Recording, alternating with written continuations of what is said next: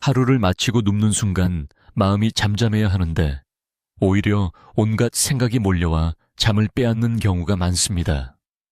아무 일도 하지 않는데도 불안과 두려움이 파도처럼 밀려오고 머릿속에서 정리되지 않은 고민이 끝없이 이어지다 보면 피곤함만 더해지죠. 이런 때에 시편의 말씀은 깊은 밤에도 우리 영혼을 지켜주는 등불이 됩니다. 단순한 위로가 아니라 실제로 불안한 생각을 잠재우고 하나님께 마음을 맡기는 평안을 불러옵니다. 눈을 감고 말씀을 마음에 새기면 긴장으로 굳었던 심장이 풀어지고 하나님이 주시는 쉼 속에 천천히 들어가게 되는 것이죠. 시편 4편 8절은 이렇게 말합니다. 내가 평안히 눕고 자기도 하리니 나를 안전히 살게 하시는 이는 오직 여호와이시니이다. 이 말씀은 단순한 잠의 은유가 아니라 모든 상황 속에서 주시는 하나님의 보호를 선언하는 고백입니다. 인간의 힘으로는 아무리 몸을 누이고 눈을 감아도 불안이 사라지지 않습니다. 그러나 하나님께 모든 것을 의탁할 때 그분이 친히 우리를 안전히 살게 하신다는 믿음이 자리 잡게 됩니다. 누울 때마다 불면의 그림자가 덮치던 사람도이 말씀을 속삭이며 눈을 감으면 마음이 어느새 놓여지고 세상이 줄 수 없는 깊은 쉼이 임하게 됩니다. 시편은 또한 단순히 잠자리를 지켜주는 노래가 아닙니다. 그 안에는 영혼 깊은 곳에 두려움을 다루는 치유의 힘이 있습니다. 시편 23편 1절은 여호와는 나의 목자시니 내게 부족함이 없으리로다 라고 말씀합니다. 이는 목자와 양의 관계로 하나님과 우리의 관계를 보여주는데 목자의 손길을 느끼는 양은 들판의 위험에도 두려워하지 않습니다. 우리가 세상에 무거운 짐을 지고 쓰러질 때조차도 하나님은 목자처럼 우리 곁을 지키시며 부족함 없이 이끌어 가신다는 확신을 주십니다. 밤의 이 말씀을 마음에 새기며 잠들면 단순히 하루의 피곤을 는 차원이 아니라 존재 자체가 하나님 안에서 보호받는다는 믿음이 자리하게 됩니다. 잠들기 전 입술로 부족함이 없으리로다 라고 고백하면 내일에 대한 염려와 두려움은 힘을 잃고 오늘에 부족했던 순간조차도 감사로 바뀌게 됩니다. 그때 마음은 서서히 안정되고 불면의 사슬은 끊어집니다. 시편은 인간이 겪는 가장 깊은 감정의 바다를 노래합니다. 절망, 두려움, 기쁨, 감사가 뒤섞인의 고백이지만 결국 모든 흐름은 하나님을 향한 신뢰와 찬양으로 흘러갑니다. 그래서 자면서 듣는 시편 말씀은 단순히 귀로 들리는 말씀이 아니라 영혼 깊은 곳을 울려 불안을 다스리는 힘이 됩니다. 한번 상상해 보십시오. 캄캄한 밤 온 집이 고요한데 마음은 뒤숭한 순간 속삭이듯 흘러나오는 시편의 말씀이 귀를 적십니다. 평안히 눕고 자기도 할인이라는 한 구절이 반복될 때 눈꺼풀은 천천히 내려앉고 복잡한 생각들은 구름처럼 흩어집니다. 그것은 단순한 심리적 안정이 아니라 하나님이 지금도 나를 지켜주신다는 영적 확신이 주는 선물입니다. 이 평화는 인간의 노력으로 얻는 것이 아닙니다. 누군가의 위로의 말보다 더 깊이 스며들고 약의 도움보다도 더 오래 지속되는 힘입니다. 왜냐하면 그 말씀의 근원이 하나님 자신이시기 때문입니다. 말씀이 선포될 때 하나님이 친히 임재하시고 우리의 연약한 영혼을 붙드시는 것입니다. 오늘 우리가 첫 번째로 붙들 말씀은 바로 이 두 구절입니다. 시편 4편 8절의 안전과 시편 23편 1절의 부족함 없음. 이 두 말씀은 마치 두 날개처럼 우리를 덮습니다. 한쪽 날개는 불안 속에서 안전을 보장하고 다른 한쪽 날개는 결핍 속에서도 부족함이 없다는 충만을 약속합니다. 이 두 가지를 붙잡고 잠드는 사람은 어떤 환경에서도 하나님 안에서 평안과 행복을 누릴 수 있습니다. 밤이 깊을수록 두려움은 커지고 속에서 생각은 더 크게 울려 퍼집니다.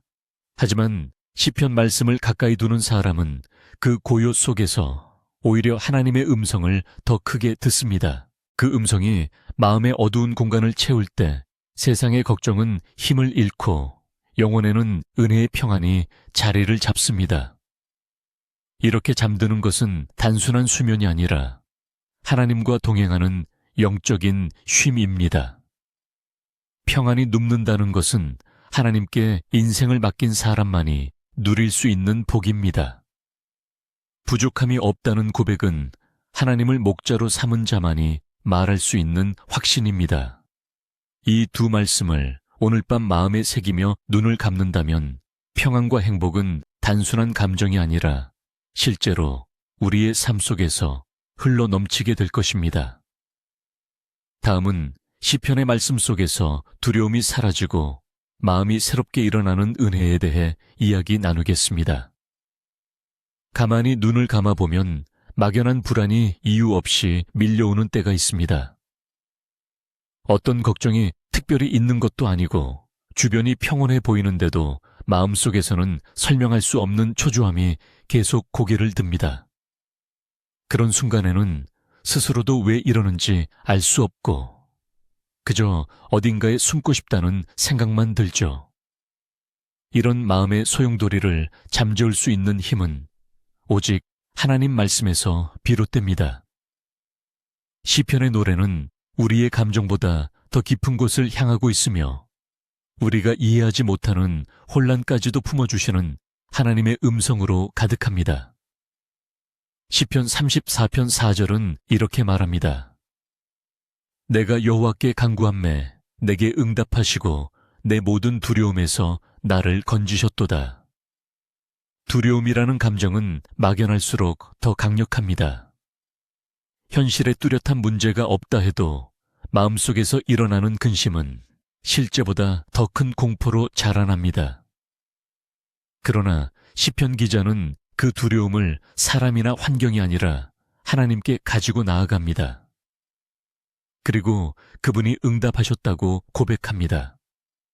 이 말씀은 단순히 위로가 아니라 실제적인 영적 권세를 담고 있습니다. 간구한다는 것은 단순한 소망의 표현이 아니라 모든 정의 무게를 하나님께 내려놓는 행위입니다. 사람이 사람에게 털어놓을는 여전히 걱정이 남지만 하나님께 드리는 간구는 전부를 맡기는 믿음의 실천입니다. 하나님은 그 믿음을 기쁘게 받으시고 두려움의 뿌리까지 뽑아내십니다. 말씀 속에서 우리는 한 인간의 고백이 아니라 하나님이 어떤 분이신지를 만납니다. 시편 46편 1절은 이렇게 전합니다. 하나님은 우리의 피난처이요 힘이시니 환난 중에 만날 큰 도움이시라. 이 말씀은 단순한 격려가 아닙니다. 두려움을 직면한 상황에서 쓰인 고백이며 실제 전쟁과 재난 속에서 선포된 진리입니다. 우리가 피할 곳이 없다고 느낄 때 하나님은 단지 바라볼 대상이 아니라 직접 몸을 숨길 수 있는 피난처가 되어주십니다. 마음이 흔들릴 때마다 그분은 흔들리지 않는 바위처럼 우리를 붙드십니다. 두려움은 어두운 밤에 더 자주 찾아옵니다. 아무도 곁에 없고 말도 걸지 않는 정적 속에서 자기 내면의 소리만 크게 들릴 때 우리는 혼자라 느끼며 무너질 위기에 놓입니다. 그러나 시편의 말씀은 바로 그 어둠 속에서 하나님이 우리 곁에 계신다는 사실을 끊임없이 상기시켜 줍니다. 도움이라는 단어는 외면당하지 않았다는 증거이며 우리 기도가 닿지 않는 곳은 없다는 하나님의 약속입니다. 잠자리에 들기 전 오늘 하루 있었던 작고 큰 일들을 되새기다 보면 실수했던 장면, 후회되는 말들, 막막한 미래가 머릿속을 떠나지 않습니다. 이럴 때 마음은 무너지고 내일이 두려워지기 시작하죠. 하지만 하나님께 간구하면 상황이 달라지지 않아도 마음이 달라집니다. 그리고 시편 말씀은 그런 변화가 어떻게 이루어지는지를 보여줍니다. 시편 34편 4절의 고백처럼 간구는 해결을 요청하는 절박함만이 아니라 하나님께 나아가는 신뢰의 표현입니다. 마음을 숨기지 않고 그분 앞에 다 드러낼 때 하나님은 응답하십니다. 그 응답은 언제나 평안을 동반합니다. 바로 그 평안이 두려움을 이기게 합니다. 잠들기 전 시편의 말씀을 반복해 보십시오. 내 모든 두려움에서 나를 건지셨도다. 고백하듯 되뇌면 어느새 마음속 두려움은 이름을 잃고 하나님만이 보이기 시작합니다. 그리고 시편 46편 1절의 말씀이 그 위에 더해집니다. 하나님은 나의 피난처이요 나의 힘이시다. 내일 어떤 일이 생기든 어떤 상황이 다가오든 하나님이 함께 하신다느니 한 가지 사실로 충분하다는 믿음이 생겨납니다. 사람의 말은 위로가 되지만 위안의 지속력은 약합니다. 하지만 하나님의 말씀은 현실을 뚫고 내면 깊은 곳까지 들어와 생각의 방향을 바꾸고 감정의 중심을 다시 세우게 합니다. 우리가 매일 밤 시편의 말씀을 귀에 담고 마음에 새기면 그 말씀이 살아 움직이며 우리를 지켜줍니다. 말씀은 단순한 정보가 아니라 능력이기 때문입니다. 우리는 모두 삶 속에서 크고 작은 두려움을 겪습니다. 그리고 그 두려움은 대부분 잠든 시간에 우리를 덮치려 합니다. 말씀을 품고 자는 자는 두려움보다 더 크신 하나님과 함께 잡니다. 그분이 피난처가 되어주시고 그분이 우리의 두려움을 건져내십니다. 오늘 밤 시편 34편 4절과 46편 1절을 되새기며 간구의 자리로 들어가 보십시오. 아무것도 바뀌지 않은 것 같은데도 마음은 어느새 조용히 달라져 있을 것입니다. 하나님은 우리에게 조용히 다가오시지만 그분의 임재는 가장 강력한 위로이자 평안입니다. 다음은 시편의 말씀을 통해 외로움이 사라지고 하나님과의 친밀함이 회복되는 은혜에 대해 이야기 나누겠습니다. 사람은 많지만 마음 둘 곳이 없다고 느낄 때가 있습니다.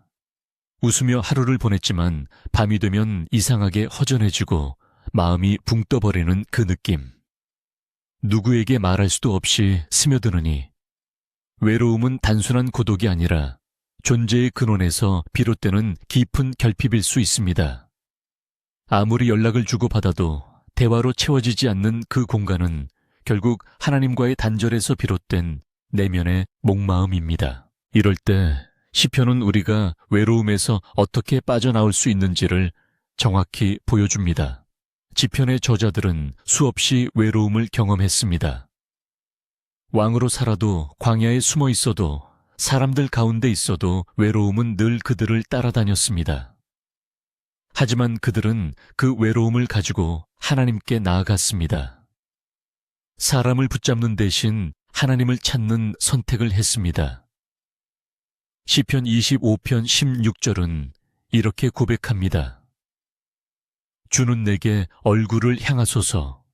나는 외롭고 괴로우니이다. 이 말씀은 절박한 감정의 토로이면서 동시에 하나님의 얼굴을 구하는 믿음의 고백입니다. 외로움 속에서 하나님의 얼굴을 구하는 사람은 감정에 묵지 않고 영적인 친밀함으로 옮겨집니다. 하나님께 얼굴을 돌리신다는 표현은 단순한 관심이 아니라 가장 따뜻한 사랑의 시선을 말합니다. 사람의 눈은 때로 차갑고 때로 무심하지만 하나님의 얼굴은 언제나 자녀를 향해 있습니다. 우리가 외롭다 느끼는 그 순간에도 하나님은 등을 돌리고 계신 것이 아니라 조용히 우리를 바라보고 계십니다.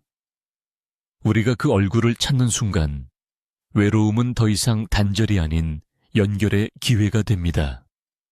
시편 139편 7절은 또 다른 방식으로 우리와 하나님의 친밀함을 노래합니다. 내가 주의 영을 떠나 어디로 가며 주의 앞에서 어디로 피하리이까. 이 말씀은 외로움 속에 숨어있는 두려움을 정면으로 다룹니다. 하나님이 혹시 나를 버리시지 않았을까? 나는 혼자 남겨진 것이 아닐까 하는 생각에 시달릴 때이 9절은 명확히 선을 긋습니다. 하나님은 우리가 어디에 있든 어떤 상황에 있든 떠나지 않으십니다. 주의 영은 깊은 슬픔 속에도 불 꺼진 방 안에도 한숨 섞인 침묵 속에도 함께 계십니다. 그래서 외로움이라는 감정이 꼭 부정적인 것만은 아닙니다. 하나님이 가까이 계심을 다시 느끼게 되는 시작점이 되기 때문입니다. 외로움을 해결하려고 사람을 찾아다니면 그 사람도 지치고 나도 더 공허해질 수 있습니다. 하지만 하나님을 찾으면 반대입니다. 하나님은 피곤해하지 않으시고 끝까지 우리를 품으십니다. 시편 기자들이 반복해서 주의 얼굴을 구하리이다 라고 고백한 이유는 외로움의 해답이 어디에 있는지를 정확히 알았기 때문입니다. 잠들기 전 외로움이 마음을 짓누를 때가 많습니다. 낮에는 괜찮은 줄 알았는데 누워서 불을 끄는 순간 마음속 빈 공간이 크게 다가옵니다. 이럴 때 말씀을 통해 하나님의 얼굴을 구하면 외로움은 더 이상 두려움이 아닙니다. 그것은 하나님을 만날 수 있는 조용한 시간으로 바뀝니다. 시편 25편 16절에서의 고백처럼 나는 외롭고 괴로우니다라고 하나님께 그대로 고백하십시오. 굳이 꾸미지 않아도 괜찮습니다. 가식 없는 마음으로 드리는 고백은 하나님께서 가장 기뻐하시는 기도입니다. 그리고 그 뒤에 주의 얼굴을 내게 향하소서라고 간구하십시오. 그 순간부터 외로움은 무너지고 하나님의 임재가 채워지기 시작합니다. 또한 시편 139편 7절의 말씀처럼 어디로 피하리까라는 고백을 마음에 담고 잠드십시오. 그 고백은 마치 하나님이 이불처럼 우리를 덮어주시는 것과 같습니다. 아무리 혼자 있어도 하나님의 영이 함께 하신다느니 진리를 마음에 새기면 외로움은 곧 하나님의 따뜻한 손길로 바뀌게 됩니다. 하나님은 우리가 그분의 자녀임을 잊지 않도록 외로움이라는 감정 속에서도 다정히 손을 내미십니다. 시편의 말씀은 바로 그 손을 잡는 길입니다. 그래서 말씀은 고독한 영혼에게 가장 큰 위로이고 가장 확실한 동행입니다. 오늘 우리가 묵상한 두 말씀, 시편 25편 16절과 39편 7절은 외로움에 빠진 사람의 탄식이면서 동시에 회복의 고백입니다. 외로움은 하나님께 돌아갈 기회가 됩니다. 그분의 얼굴을 구하고 그분의 영을 피할 수 없다는 진리를 마음에 새긴다면 우리는 어떤 고독도 하나님의 임재 안에서 평안으로 바꿀 수 있습니다. 다음은 시편의 말씀을 통해 지친 마음이 회복되고 기쁨이 다시 펴는 은혜에 대해 이야기 나누겠습니다. 가끔은 이유 없이 기운이 빠지고 입꼬리가 올라가지 않습니다. 아무도 상처 준 사람이 없는데도 마음이 무너지고 웃어야 할 상황에서도 내 안에서 진심이 따라주지 않는 순간이 있습니다. 이런 상태는 단순한 필요가 아니라 깊은 내면의 지침 영혼이 메말라가는 소리 없는 신호일 수 있습니다. 겉으로는 멀쩡하지만 속은 텅 빈 느낌. 그것이 우리가 자주 경험하는 영적 탈진입니다. 이럴 때 시편의 말씀이야말로 말없이 흘린 눈물에 가장 정확하게 반응하는 하나님의 위로가 됩니다. 시편은 사람의 감정을 가리지 않습니다. 기쁨도 있지만 깊은 슬픔도 그대로 드러냅니다. 중요한 것은 그 감정을 끝까지 하나님 앞에 가져간다는 점입니다. 시편 42편 11절은 말합니다. 내 영혼아, 네가 어찌하여 낙심하며 어찌하여 내 속에서 불안해하는가? 너는 하나님을 바라. 그가 나타나 도우심으로 말미암아 내가 여전히 찬송하리로다. 이 말씀은 스스로에게 말하고 있는 형식이지만 실은 하나님의 도우심을 바라보는 믿음의 선포입니다. 낙심은 우리 안에서 스스로를 포기하려는 움직임입니다. 그러나 시편 기자는 그 낙심을 방치하지 않습니다. 스스로의 마음을 책망하듯 일으킵니다. 내 영혼아 왜 낙심하느냐. 이 외침은 자기 위로가 아니라 다시 바라볼 대상을 바꾸는 방향 전환입니다. 지금의 상황이나 기분에 끌려가는 것이 아니라 하나님께 시선을 고정하겠다는 선택입니다. 또한 시편 30편 5절은 이렇게 선포합니다. 그의 노은 잠깐이요 그의 은총은 평생이로다. 밤에는 울음이 깃들일지라도 아침에는 기쁨이 오리로다. 이 말씀은 단순한 시간의 경과가 아닙니다. 하나님의 시간 안에서는 울음이 끝나고 기쁨이 반드시 돌아온다는 약속입니다. 우리 감정의 기복은 예측할 수 없지만 하나님의 은혜는 확실히 회복을 이끌어냅니다. 지쳤다고 느낄 때 사람들은 여러 방법으로 그 피로를 풀려 합니다. 여행을 가거나 쉬거나 좋은 사람들과 시간을 보내며 웃어보려 하죠. 그러나 그런 방식은 일시적인 안전길 뿐 마음속 깊은 곳에 응어리진 지침은 여전히 남아 있습니다. 오직 하나님만이 그 깊은 곳까지 손을 대시고 말할 수 없는 탄식을 이해하십니다. 잠들기 전 입술로 내 영혼아 하나님을 바라라고 되뇌어 보십시오. 그것은 무기력한 고백이 아니라 무너진 마음을 다시 일으키는 영적인 명령입니다. 그리고 밤에는 울음이 깃들일지라도 아침에는 기쁨이 오리로다라는 말씀을 곁에 두고 잠들면 내일이라는 시간이 단순한 반복이 아닌 새로운 은혜의 시작으로 다가오게 됩니다. 시편의 두 말씀은 지친 심령에게 정확한 해답을 줍니다. 먼저 내 감정을 그냥 두지 않고 말씀으로 반응하게 하는 것입니다. 슬프고 낙심될 때 내버려 두면 마음은 더욱 깊은 어둠 속으로 가라앉습니다. 하지만 스스로에게 하나님의 약속을 상기시키는 순간 영혼은 방향을 바꾸기 시작합니다. 그리고 두 번째로 시편은 하나님의 시간 개념을 우리의 필요한 하루에 심어줍니다.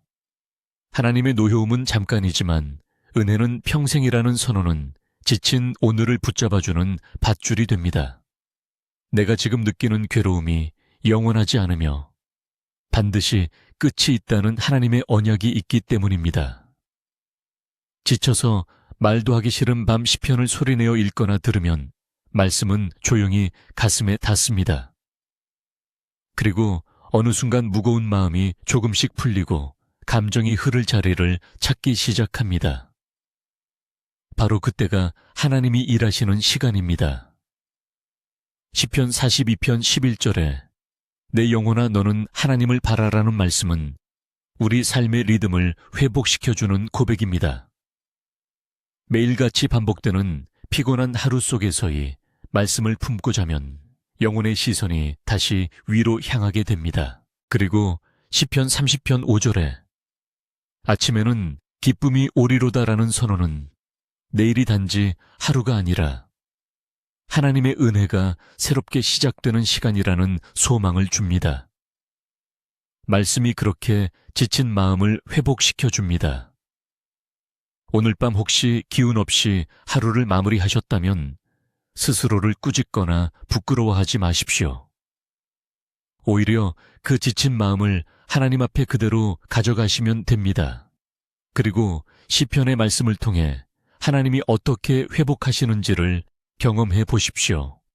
다음은 시편의 말씀을 통해 죄책감에서 벗어나 자유함을 얻는 은혜에 대해 이야기 나누겠습니다. 잘못한 일이 마음에서 떠나지 않을 때 아무리 시간이 지나도 마음 한편에 죄책감이 남습니다.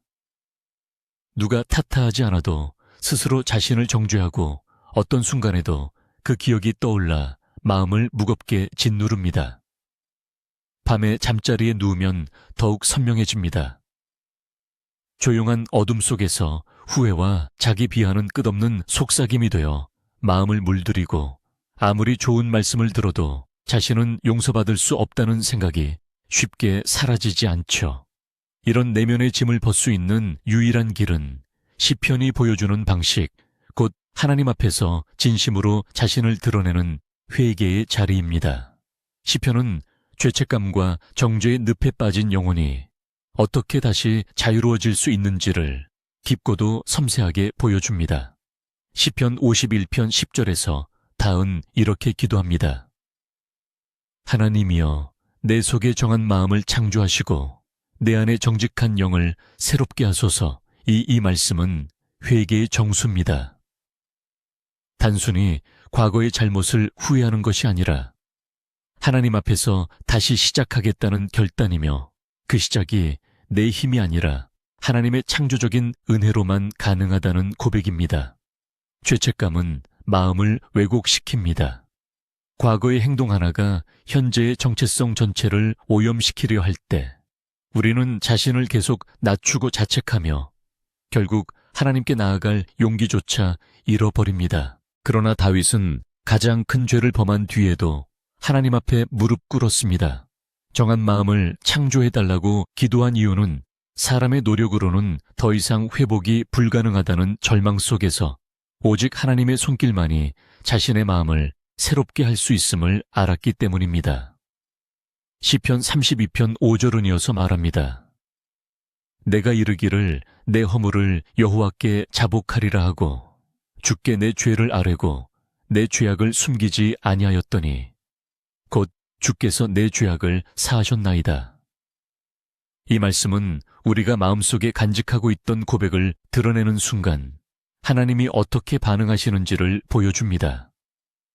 하나님은 우리가 죄를 털어놓기만 하면 이미 기다리고 계셨다는 듯이 용서를 주십니다. 자백하기까지는 두려움과 수치가 앞서지만 입을 열어 고백하는 그 순간부터 하나님의 자비가 역사하기 시작합니다. 숨기지 않고 있는 그대로 드러낼 때 하나님의 사하심이 실제로 내 삶에 임하게 됩니다. 우리는 실수를 되풀이할 때마다 이제는 안 되겠지라는 포기로 마음을 닫고 합니다. 그러나 시편은 말합니다. 하나님은 우리가 다시 시작하기를 바라시며 반복된 실패에도 또다시 품으시는 분이라고 잠들기 전 시편 51편 10절의 말씀을 되새기십시오. 하나님이여, 내 속에 정한 마음을 창조하시고이. 고백은 나의 더러워진 마음을 다시 빚어달라는 간청이며 그 창조의 능력은 여전히 하나님의 손에 있다는 믿음입니다. 또한 시편 32편 5절의 고백처럼 마음속에서 스스로를 자책하느라 아무 말도 하지 못했다면 오늘은 조용히 하나님 앞에서 내 마음을 털어놓아 보십시오. 그것이 눈물이어도 한숨이어도 괜찮습니다. 하나님은 우리의 말보다 마음을 보시는 분이시며 입술보다 중심의 회개를 들으시는 분이십니다. 말씀은 용서를 이끌어내는 힘입니다. 죄책감으로 눌려 잠 못 드는 영혼이 시편을 통해 하나님의 자비를 만나게 되면 다시 자유함을 누릴 수 있습니다. 죄의 기억은 사라지지 않을 수 있지만 그것이 나를 붙잡아 무너지게 하지 않도록 하나님의 은혜가 그 자리를 덮어주십니다. 우리는 완전하지 않기에 실수합니다. 그러나 하나님은 완전하신 사랑으로 우리를 품으시고 시편을 통해 말씀하십니다. 내게 돌아오라. 내가 널 새롭게 하겠다. 그 음성을 듣고 눈을 감으면 깊은 밤 죄책감에 시달리던 마음이 조금씩 가벼워지고 용서받았다는 평안이 영혼을 덮기 시작합니다. 오늘 묵상한 시편 51편 10절과 32편 5절은 죄책감에 짓눌린 마음을 해방시키는 열쇠입니다. 말씀 속에서 용서를 확인하고 하나님 앞에서 다시 고개를 들 수 있게 됩니다. 다음은 시편의 말씀을 통해 하나님 안에서 참된 안식을 누리는 삶에 대해 이야기 나누겠습니다. 아무 일도 하지 않아도 피곤한 날이 있습니다. 몸은 분명 쉬었는데 마음은 전혀 쉬지 못한 채 아침이 오고 하루가 지나갑니다. 말은 안 하지만 누구에게도 기대지 못한 채 스스로를 붙들고 살아가는 사람들은 어느새 마음의 평형을 잃고 무너지는 순간을 맞게 됩니다. 겉보기에는 아무 문제 없어 보이지만 속으로는 조용히 무너지고 있는 거죠. 그런 무너짐을 가장 먼저 알아보시는 분이 하나님이십니다. 그리고 시편의 말씀은 바로 그 영혼을 위한 하나님의 깊은 위로이자 안식의 초대입니다. 시편 62편 1절은 말합니다. 나의 영혼이 잠잠히 하나님만 바라며 나의 구원이 그에게서 나오는도다. 이 고백은 단순한 침묵이 아닙니다. 억지로 말을 삼키고 견디는 것이 아니라 모든 혼란 속에서 하나님께 마음을 내어 맡긴 영혼의 깊은 평안입니다. 잠잠히 바란다느니 표현은 세상의 소란을 멈추고 하나님의 손길만을 기다리는 고요한 믿음의 자세를 말합니다. 사람들은 흔히 안식을 휴식으로 착각하지만 성경이 말하는 안식은 단순한 쉼 이상의 것입니다. 하나님의 임재 안에서 자신이 누구인지 어디로 가야 하는지를 다시 정립하는 시간입니다. 시편 기자는이 안식을 깊이 누렸습니다. 그는 전쟁과 배신, 수많은 고난 속에서도 하나님만을 기다리는 자리를 선택했습니다. 왜냐하면 그 자리에서만 진짜 회복이 가능하다는 것을 알고 있었기 때문입니다. 시편 91편 1절은 이렇게 말합니다. 지존자의 은밀한 곳에 거주하며 전능자의 그늘 아래 사는 자여. 이 말씀이 주는 안식은 공간적인 개념을 넘어서 하나님과의 관계 속에서 누리는 안전함입니다. 환경이 아무리 거세도 전능자의 그늘 아래 있는 자는 요동하지 않습니다. 마치 땡볕 아래에서 그늘을 만난 듯한 평안, 바로 그것이 하나님께서 주시는 쉼입니다. 우리의 일상은 생각보다 많은 불안을 포함하고 있습니다. 크고 작은 선택 책임, 기대 비교. 이 모든 것들이 쉴 틈 없이 마음을 몰아붙입니다. 그래서 진짜 쉼은 단순한 정적이 아니라 하나님 안에서 내가 멈추어도 괜찮다는 확신에서 비롯됩니다. 시편 62편의 잠잠이는 그런 마음을 품은 자만이 할 수 있는 고백입니다. 더 애쓰지 않아도 된다는 하나님이 나를 붙드시고 있다는 확신에서 오는 내면의 고요함입니다. 그리고 시편 91편에서 말하는 그늘 아래는 하나님이 직접 우리를 덮으시는 보호입니다. 뭔가를 잘해서 얻는 보상이 아니라 하나님과 함께 있기 때문에 누리는 은혜입니다.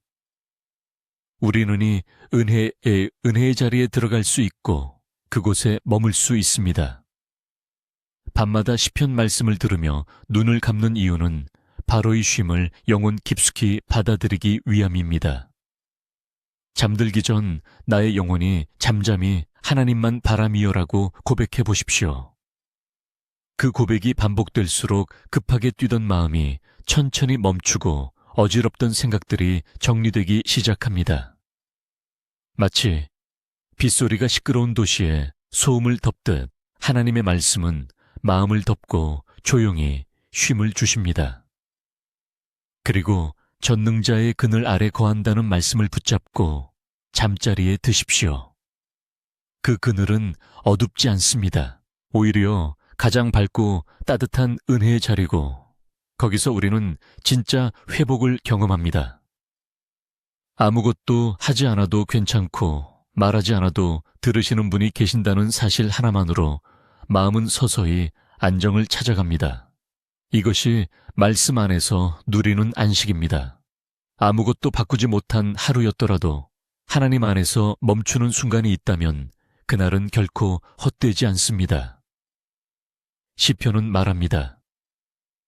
참된 쉼은 하나님께 있으며 그분 안에서 우리는 다시 회복됩니다.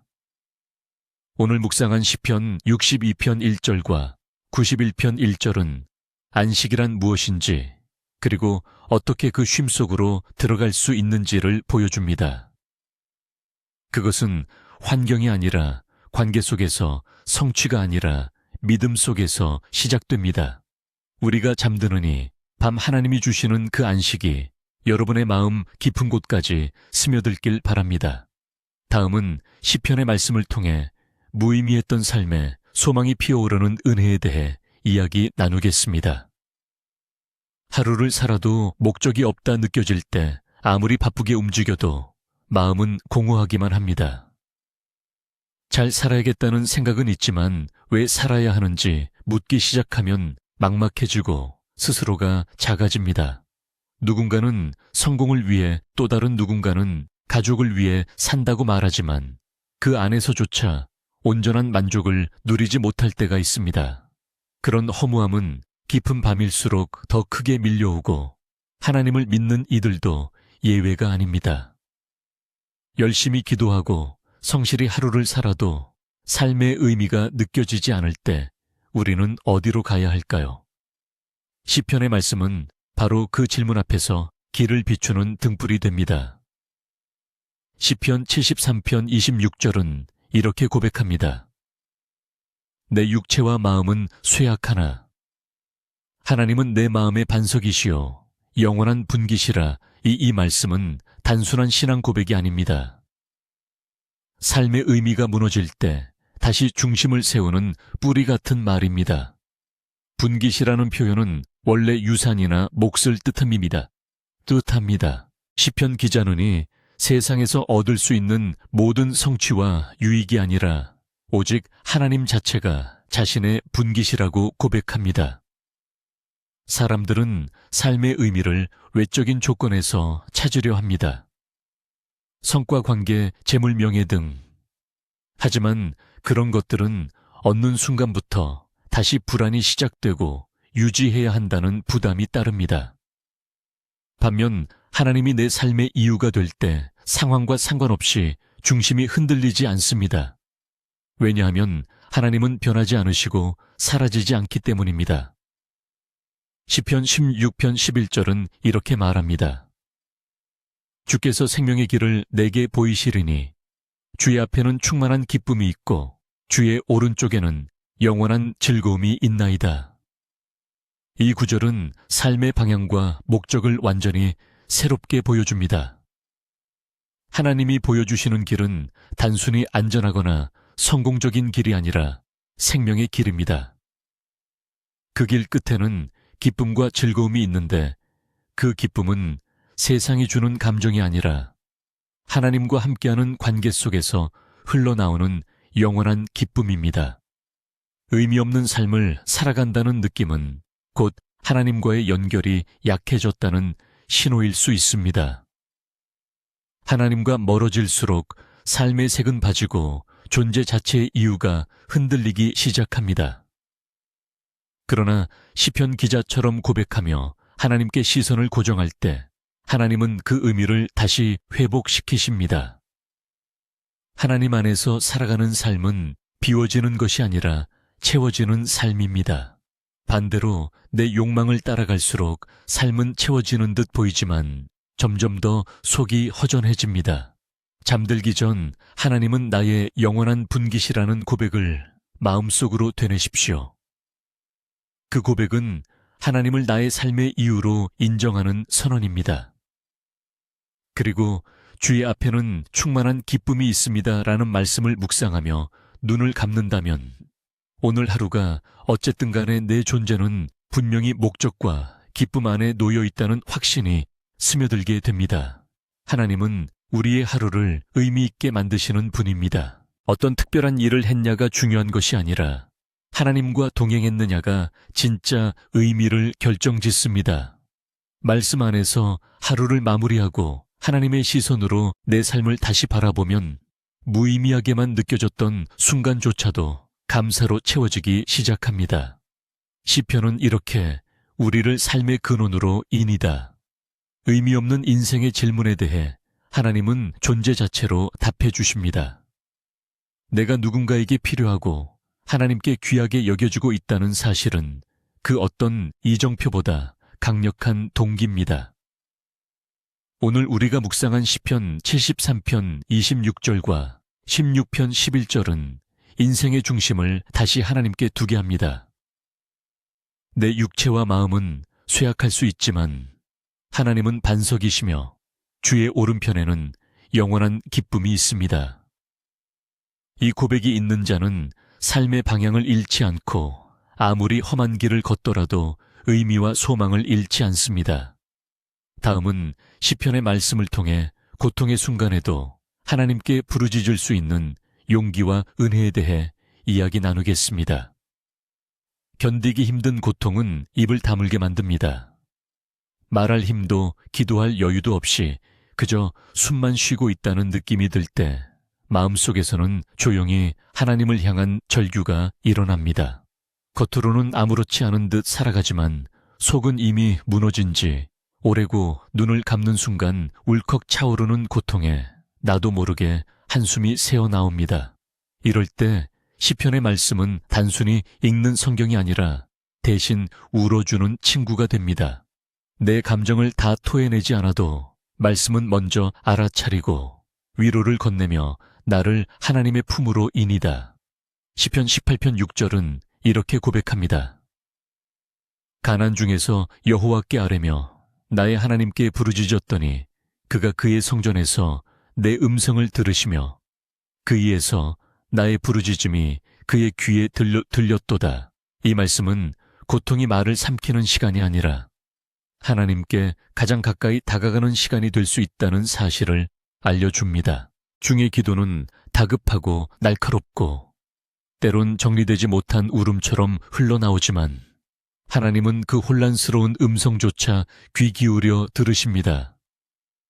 고통 속에서 기도하는 것은 결코 쉽지 않습니다. 왜냐하면 마음의 상처가 깊어질수록 하나님조차 멀게 느껴지기 때문입니다. 왜 나에게 이런 일이 일어났는가라는 질문이 계속 떠오르기 때문이죠. 하지만 시편 기자는 그 질문 대신 하나님께 아뢰었습니다. 상황을 해석하려 하기보다 고통을 그대로고 하나님께 울부짖은 것입니다. 그리고 그때 하나님은 듣고 응답하셨다고 선포합니다. 시편 34편 18절은 덧붙입니다. 여호와는 마음이 상한 자에게 가까이 하시고 중심으로 통회하는 자를 구원하시는도다. 이 말씀이야말로 고통 속에서 붙들어야 할 생명의 줄입니다. 우리는 상한 마음을 숨기려 하고 단단해지려 애쓰지만 하나님은 오히려 그 상처한 마음에 가까이 오십니다. 그분은 상처를 피하지 않으시고 통하는 자 곁에 머십니다. 사람은 고통 앞에서 침묵하지만 하나님은 고통 앞에서 다가오십니다. 우리의 눈물이 땅에 떨어지기도 전에 그분의 위로는 이미 우리 곁에 머물고 있습니다. 상한 마음으로 드리는 기도는 모양이 부족해도 진실하기에 하나님께 닿습니다. 잠들기 전 시편 18편 6절의 말씀을 가만히 되새겨 보십시오. 그가 그의 성전에서 내 음성을 들으시며 하나님은 높고 멀리 계신 분이 아닙니다. 내 부르짖음 하나하나를 그의 귀에 담으시는 아버지이십니다. 그리고 시편 34편 18절처럼 상한 마음으로 울고 있는 자 곁에 가까이 계십니다. 이보다 더 안전한 곳은 없습니다. 오늘 하루 고통스러웠다면 그냥 참고 눕지 마십시오. 시편처럼 그 고통을 가지고 하나님께 아뢰십시오. 말이 되지 않아도 문장이 이어지지 않아도 괜찮습니다. 그저 마음을 여는 것만으로도 하나님은 응답하십니다. 우리는 종종 응답을 받긴 상황에서만 찾으려 합니다. 하지만 시편은 다르게 말합니다. 하나님은 우리가 부르짖는 순간부터 이미 응답하고 계신다고. 고통의 상황이 바뀌기 전에 먼저 마음이 변화되고 고통 속에서도 하나님의 임재를 느끼는 평안이 임하게 됩니다. 이 고백이 오늘 밤 당신의 기도가 되기를 바랍니다. 하나님, 저는 지금 많이 힘듭니다. 하지만 이 고통조차 하나님께 드릴 수 있어 감사합니다. 나의 부르짖음을 들어주시고 나를 떠나지 않으시는 분이심을 믿습니다. 이 한마디를 고백하며 잠드는 밤, 눈물은 위로로 바뀌고 무너진 마음은 하나님이 세우시는 은혜의 자리로 옮겨지게 될 것입니다. 시편 18편 6절과 34편 18절은 고통의 깊이를 뚫고 우리에게 다가오시는 하나님의 손길을 보여줍니다. 그 손길은 상황보다 먼저 마음을 붙드십니다. 그래서 시편은 고통의 순간에도 부르짖을 용기를 줍니다. 다음은 시편의 말씀을 통해 잊혀졌던 감사를 회복하고 기쁨으로 새벽을 여는 은혜에 대해 이야기 나누겠습니다. 감사해야 한다는 건 알지만 마음이 따라주지 않을 때가 있습니다. 억지로 입술을 움직여 감사합니다를 말해도 속에서는 여전히 불만이 가득하고 상황은 여전히 고단합니다. 무엇 하나 쉽게 풀리지 않고 기도해도 응답이 더딜 때 감사는 억지로 하는 의무처럼 느껴지기도 합니다. 하지만 시편의 말씀은 감사가 감정에서 시작되는 것이 아니라 하나님의 성품을 바라볼 때 자연스럽게 솟아나는 고백임을 알려줍니다. 시편 100편 4절은 이렇게 전합니다. 감사함으로 그의 문에 들어가며 찬송함으로 그의 궁정에 들어가서 그에게 감사하며 그의 이름을 송축할지어다. 이 말씀은 하나님께 나아가는 길에 대해 명확히 말합니다. 그에 들어가는 통로는 감사입니다. 삶이 완벽해서가 아니라 그분이 여전히 하나님이시기 때문에 감사하며 들어갑니다. 우리는 종종 상황이 좋아지면 감사하겠다고 생각합니다. 하지만 시편 기자들은 고난 한가운데서도 감사를 드렸습니다. 왜냐하면 그들의 감사는 환경에서 오지 않았고 하나님을 아는 데서 시작되었기 때문입니다. 그분은 항상 선하시고 언제나 인자하시며 변하지 않는 진리이시기에 지금 내가 어떤 상황에 있든 상관없이 감사할 수 있습니다. 시편 103편 2절은 말합니다. 내 영혼아 여호와를 송축하며 그의 모든 은택을 잊지 말지어다. 이 말씀은 우리에게 감사를 잃어버리는 이유를 정확히 짚어줍니다. 잊었기 때문입니다. 하나님이 베푸신 은혜를 잊었기에 원망이 찾아오고 불평이 커지는 것입니다. 감사는 억지로 짜내는 것이 아닙니다. 은혜를 기억하는 순간 자연스럽게 흘러나오는 반응입니다. 그래서 시편 기자는 자신의 영혼을 향해 말합니다. 그의 은택을 잊지 말지어다.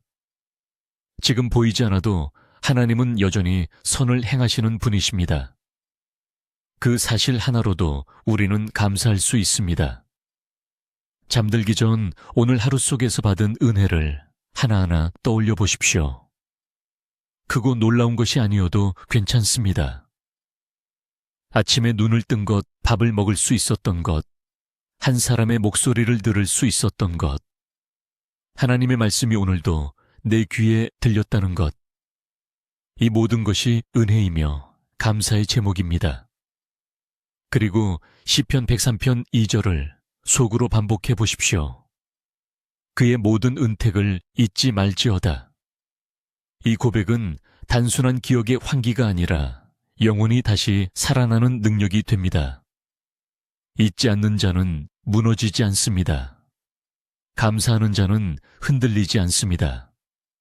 시편 100편 4절에서 말한 감사함으로 그 문에 들어간다는 말씀은 단순한 예배의 형식이 아닙니다. 이는 마음이 무너질수록 더욱 필요한 영적 행위입니다. 하나님께 나아가려면 감사를 회복해야 합니다. 그리고 그 회복은 말씀에서 시작됩니다. 오늘 하루도 고되고 지쳤다면 감사가 어렵게 느껴질 수 있습니다. 그러나 그럴수록 시편의 말씀을 가까이 두십시오.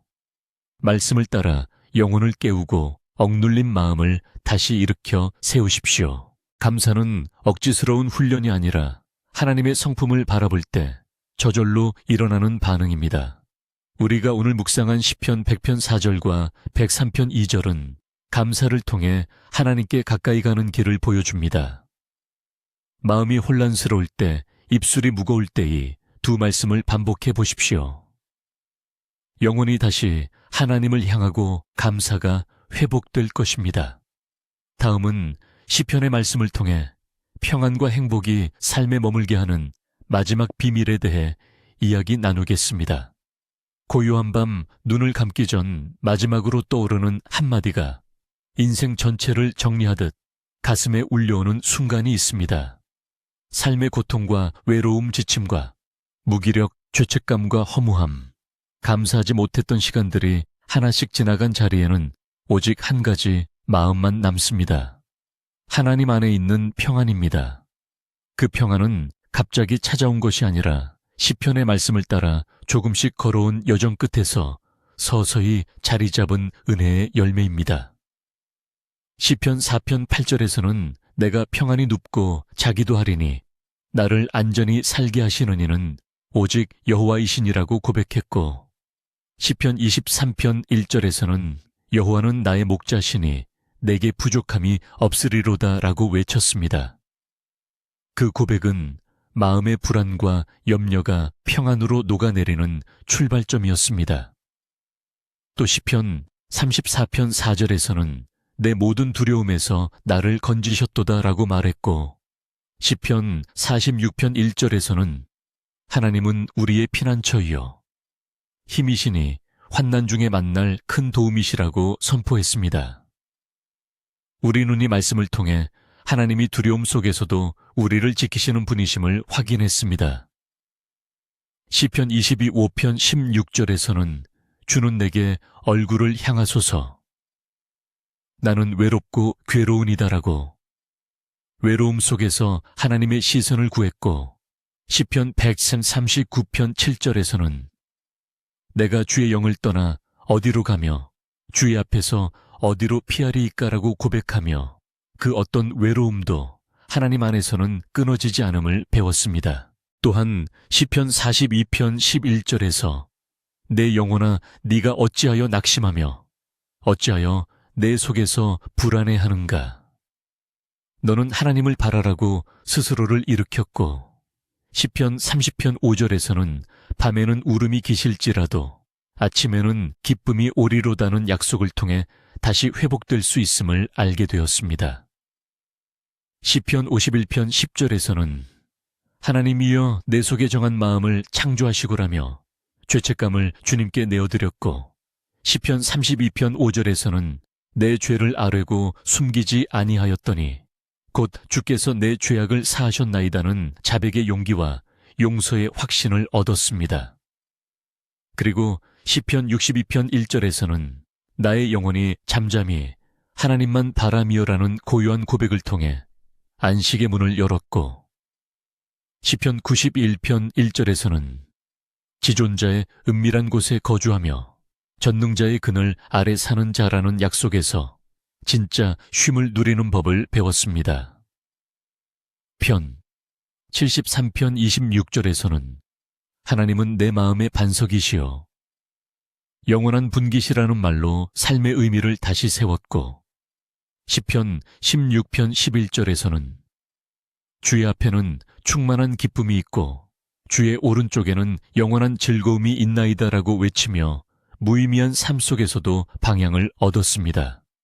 보통의 밤에도 우리는 시편 18편 6절에서 내가 환난 중에서 여호와께 아뢰며 나의 부르짖음이 그의 귀에 들렸도다는 말씀으로 위로받았고, 시편 34편 18절에서 여호와는 마음이 상한 자에게 가까이 하시고 중심으로 통하는 자를 구원하신다는 사실을 통해 고통의 눈물이 결코 헛되지 않음을 믿게 되었습니다. 그리고 마침내 시편 100편 4절 감사함으로 그의 문에 들어가며 와 시편 103편 2절 그의 모든 은택을 잊지 말지어다는 말씀을 통해 감사가 회복될 때 비로소 참된 평안이 마음에 머문다는 진리를 깨달았습니다. 이 모든 말씀은 따로 떨어진 조각이 아닙니다. 하나의 흐름이고 하나님의 손길입니다. 시편은 우리 영혼의 낮은 자리에서 시작해 마침내 하나님의 품 안에서 안식하게 만드는 영적 여정입니다. 처음에는 불안했고 외로웠고 고통스러웠고 후회와 낙심에 잠기기도 했지만 말씀을 따라 하루하루 묵상하며 걸어온 우리는 지금 그 자리를 지나 하나님의 평안 속에 머물게 되었습니다. 말씀이 귀에 머무는 동안 영혼이 회복되었습니다. 마음의 방향이 다시 위를 향하게 되었고 하나님이 여전히 함께 하시며 어떤 상황에서도 우리를 놓지 않으신다는 확신이 생겼습니다. 오늘 함께 나눈 이야기를 바탕으로 마음을 조용히 가다듬고이 시간 함께 기도드립니다. 하나님 아버지, 주의 말씀을 듣는 동안 제 마음이 얼마나 멀어져 있었는지 깨닫게 하시니 감사합니다. 선지자들을 통해 끊임없이 말씀하시고도 외면당하셨던 아버지의 아픔을 이제야 조금은 알 것 같습니다. 주님 제 안에 교만과 무관심 습관이 되어버린 무기력한 신앙을 불쌍히 여겨주시고 다시 아버지께 돌아가는 은혜를 허락해 주십시오. 주의 인자하심으로 제 마음을 만져주시고 하나님의 음성에 다시 민감해지게 하시며 꺼졌던 회개의 불씨가 다시 타오르게 해 주십시오. 이 시간 무너진 예배와 흐려진 믿음, 잊고 지냈던 언약 앞에 다시 서오니 주님 저를 회복시켜 주시고 말씀 안에 굳건히 서는 자 되게 하소서. 예수님의 이름으로 기도드립니다. 아멘. 평안이 필요한 밤이 말씀들이 마음을 덮었다면 좋아요를 눌러주시고 아래 댓글에 아멘이라고 남겨주세요. 하나님의 은혜가 여러분의 밤에도 깊이 머무르길 기도합니다.